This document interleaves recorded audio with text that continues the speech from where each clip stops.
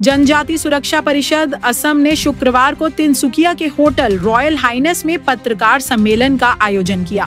परिषद ने असम में इनर लाइन परमिट व्यवस्था लागू करने और असम समझौते की छठी धारा को जल्द लागू करने की मांग रखी। परिषद के पदाधिकारियों का कहना है कि असम के मूल निवासी की भाषा, संस्कृति और भूमि की सुरक्षा के लिए ये कदम बेहद जरूरी हैं। इनर लाइन परमिट लागू होने से बाहरी लोगों का अनियंत्रित प्रवेश रुकेगा और मूल निवासी लोगों के अधिकार सुरक्षित रहेंगे। बैठक में यह भी कहा गया कि सरकार को मूल निवासी को संवैधानिक और प्रशासनिक सुरक्षा देने के लिए ठोस कदम उठाने चाहिए।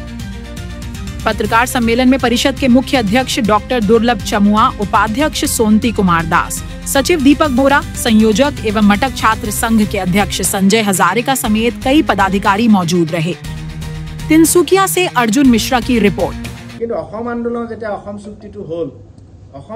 जनजाति राज्य इनार लाइन परमिट 6 जनगोष्ठीर जनजातिकरण 6 जनजातिर जनजातिकरण अभिहने अहोमर देशी विदेशी कोनो समस्या समाधान নহয়।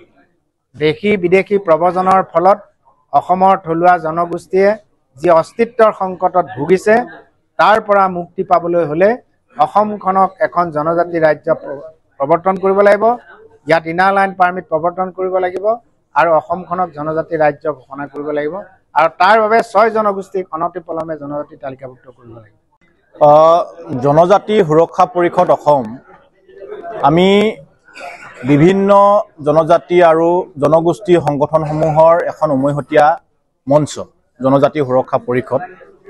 এই জনজাতি সুৰক্ষা পৰিষদে আমি অসমত আন্তঃৰাজ্যিক পাৰপত্ৰ প্ৰদান আৰু অসমখন এটা জনজাতিৰ ৰাজ্য হিচাপে ঘোষণা কৰিবৰ কাৰণে আমি দাবী জনাই আহিছোঁ।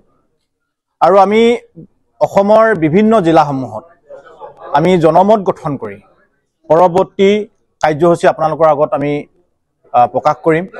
আৰু আমি এই চেগতে অসমৰ মুখ্যমন্ত্ৰীগৰাকী অসমৰ বিধানসভাৰ 26 চনৰ যি নিৰ্বাচন আহি আছে, এই নিৰ্বাচনৰ যি অধিৱেশন হ'ব, নিৰ্বাচনৰ আগমুহূৰ্তত সেই অধিৱেশনত যাতে প্ৰস্তাৱ গ্ৰহণ কৰক অসমৰ 6 জনগোষ্ঠীৰ জনজাতিকৰণ প্ৰদান, লগতে অসমৰ যি আন্তঃৰাজ্যিক পাৰপত্ৰ প্ৰদানৰ কাৰণে এটা প্ৰস্তাৱ আৰু অসমৰ জনজাতি ৰাজ্যৰ প্ৰদান কৰিব লাগে বুলি এটা প্ৰস্তাৱ ল'বৰ কাৰণে আমি জনজাতি সুৰক্ষা পৰিষদ অসমে আমি দাবী জনাইছোঁ।